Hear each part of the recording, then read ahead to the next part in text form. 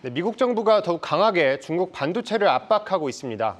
오늘 블룸버그 통신은 바이든 정부가 이 GAA, HBM까지 이 대중 규제 대상으로 검토 중이라고 보도했는데요.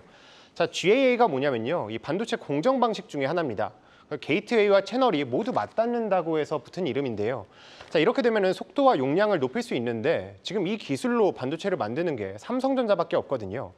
자, 그래서 미국 정부의 이런 규제, 앞으로 삼성전자를 비롯한 국내 반도체 기업들에 어떤 영향을 미칠지 제가 취재한 내용들 전해드리겠습니다. 네, GAA, HBM, 공교롭게도 다 우리나라가 지금 선두를 달리고 있는 기술들입니다. 이 기술이 지금 중국으로 넘어가지 못하게 규제를 하겠다. 이게 어떤 영향이 있을까요, 우리한테? 네, 사실 이게 오늘 오전에 나온 얘기이기도 하고 사실 구체적인 내용들이 확인이 안 됐습니다. 그래서 사실 예단하기는 조금 어려운데요. 제가 좀 오늘 오전에 취재한 내용들을 종합해 보면 의도는 알겠는데 어떻게 하느냐, 이게 가장 중요하다는 겁니다.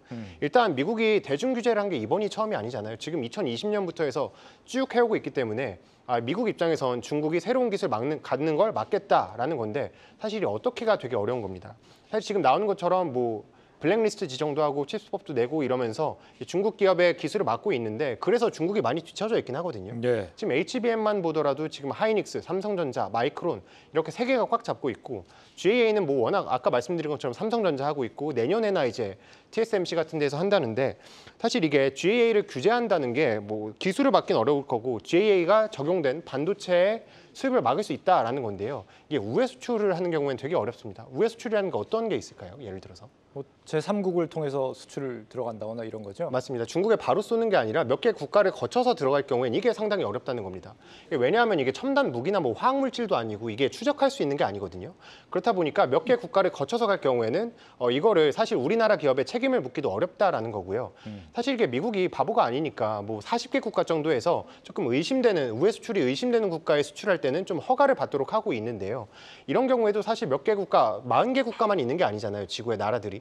그렇다 보니까 쭉 돌아가면은 이걸 따라가기는 어려울 것이다. 실효성은 부족할 것이다라는 게 지금 전문가들의 의견입니다. 지금 이 기술을 막겠다는 건지 이 기술이 들어간 제품의 중국 수출을 막겠다는 건지 명확하지는 않은데 부장님 생각은 어떠세요? 아직 검토 단계고 초안이기 때문에요. 구체적으로 이제 결과가 나와야 될 것 같은데 말씀하신 내용 저도 이제 큰 괴를 같이 해요. 그러니까 예를 들면 GA 기술, 공정 기술이라든지 HBM에 대한 어떤 기술 이걸 막는다면은 일정 부분 우리나라의 어떤 그런 공정 관련 그다음에 HBM 관련 장비 수출이 좀 제한될 수 있겠죠. 근데 만약에 어떤 칩 우리가 만든 거에 대해서 이제 대중국 수출을 막는다 이러면은 일단은 GA 관련해서 한번 말씀드려볼 건데 GA 관련은 이제 우리나라 이제 삼성전자가 3나노 지금 하고 있거든요. 근데 TSMC 같은 2나노 바로 간다는 얘기고 그러면은 우리나라 삼성전자 파운드리 수주가 조금 약해질 수는 있겠죠. GA 공정으로 하고 싶은 중국 업체들이 있지 않겠습니까? 그거에 대한 어떤 타격이 좀 일정 부분 있을 수 있는데 사실 근데 지금 GA 적용하고 있는 게 화웨이 제품밖에 없어요. 근데 화웨이는 일단은 지금 현재 상태도 수출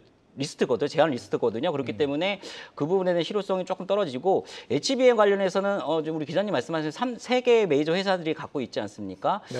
그 부분에서 근데 이제 그런 거죠. 여기서 만약에 여기밖에 쓸 수가 없는데 아까 말씀드린 진짜 우회 경로 예를 들면 동남아라든지 아프리카라든지 딴 데를 경로해서 들어갈 경우에는 어떻게 그걸 막을 것이냐 상당히 의구심이 있는 건 맞습니다. 그래서 일단은 구체적인 안이 나와봐야지 그나마 명쾌한 해답을 좀 찾을 수 있을 것 같습니다. 자, 확실한 거는 삼성전자 GAA 공정의 중요성이 지금 입증되고 있다라는 건데 마침 또 이제 퀄컴 CEO가 오늘 삼성전자 파운드리 협력 가능성 이걸 좀 언급을 한 것 같아요. 네, 맞습니다. 어떤 내용인지 좀 간단하게 짚어드리면 퀄컴이 모바일 AP를 생산하는 곳이거든요. 이게 모바일 AP가 뭐냐면 이 스마트폰의 두뇌 같은 반도체입니다. 이걸 얘기한 게 이 퀄컴의 CEO가요. 앞으로 이제 이걸 만들 때 삼성전자 그리고 TSMC의 생산을 이원화하는 방안을 고려 중이다라고 발표를 한 겁니다.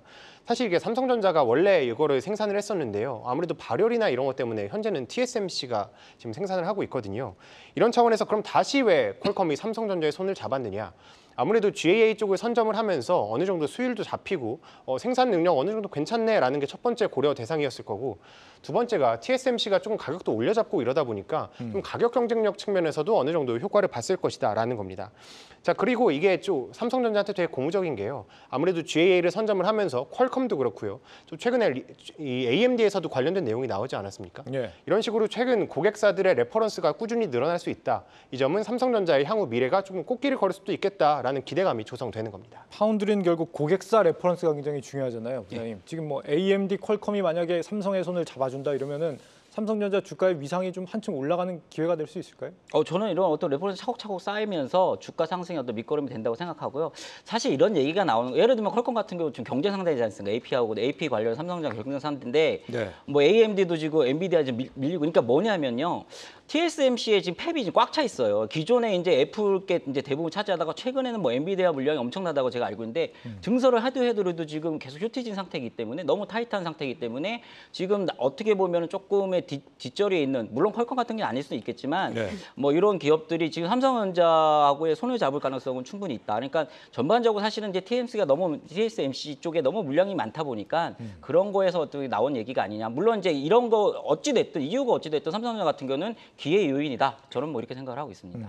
그렇긴 한데 지금 앞서 부장님 언급하신 것처럼 이 대중국 규제가 시행이 되면 삼성전자 파운드리 중국 고객사들을 잃어버리게 되는 게 아니냐.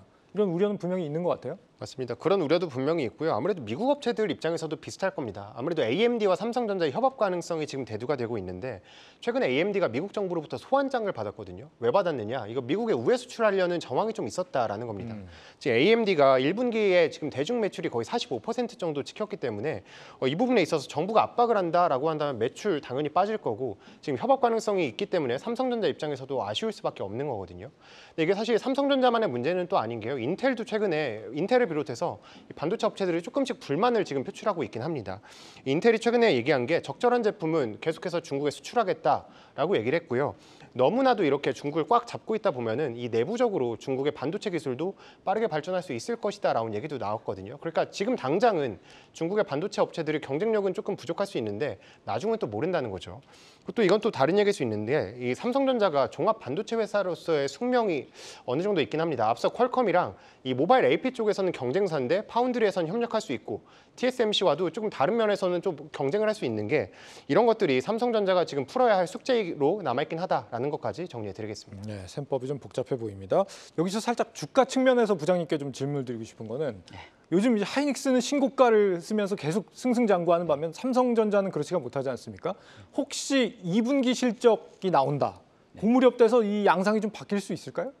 거기도 뭐 SK하이닉스도 뭐 월등한 실적을 발표할 거니까요. 일단은 뭐 계속 말씀드린 상반기는 적어도 SK하이닉스 시간이고, 근데 하반기에 이제 3분기까지는 다소 삼성전자가 루즈했을 수는 있겠지만 적어도 4분기에는 주가 상승이 좀 기대된다라고 말씀드릴 수 있는 게 한 가지만 말씀드리면 HBM 하이엔드급을 배제한 지금 HBM 뭐 밑에급은 지금 계속적으로 생산하고 있습니다. 수요 잘 나오고 있고 HBM 삼성전자인데 이 디램 메모리 기존의 레거시 제품 영업이익률이 계속 올라오고 있어요. 영업이익률이. 그래서 지금 보통 영업 마진이 뭐 예를 들면 HBM이 40~50% 가까이 되는데 기존의 디램 같은 경우 20% 미만이거든요. 이게 거의 3분기 되면 거의 동급으로 되거든요. 그렇기 때문에 어떤 수익성이라든지 이런 실적 자체는 좀 크게 걱정하지 않아도 될 것 같은데 다만 주가 상승의 근본적인 어떤 트리거는 역시 엔비디아의 납품 이게 공급이 상당히 중요하다. 이게 Q와 P를 상당히 주가 트리거가 될 가능성이 높다. 그래서 그 시점을 한번 보시는 게 낫지 않을까라고 생각을 하고 있습니다. 납품될 거다 이런 전망이 오늘 또 번스타인인가요? 증권사 외국계 증권사에서 나오는 것 같더라고요. 기대를 해보고요.